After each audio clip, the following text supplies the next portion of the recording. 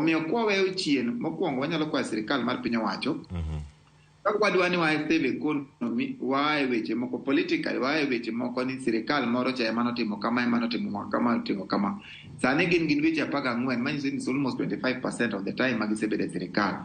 Mano has the power to begin koro wae sani koro wadhi e power to continue.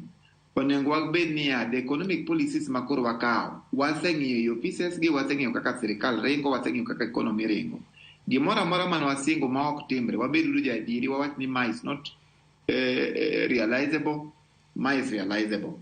Ka nitiere policies ma gisebedo ka gi implement to gigo medo mana hinyo jopiny. Adieri sani koro king'iye politically across the divide both Azimio or Kenya Kwanza your opposition gi jok wacho gimoro achiel.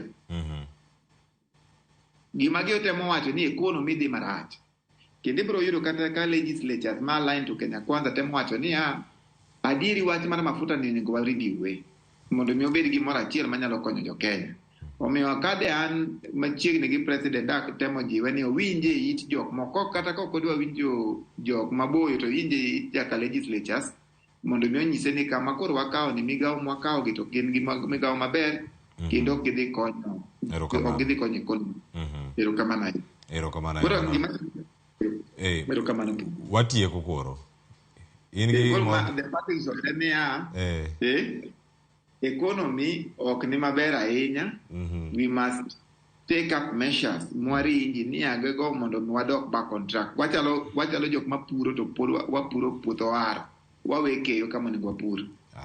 Erokamano ya manosipie Evans Ogutu. Wacho ni gweng' ma Uriri untie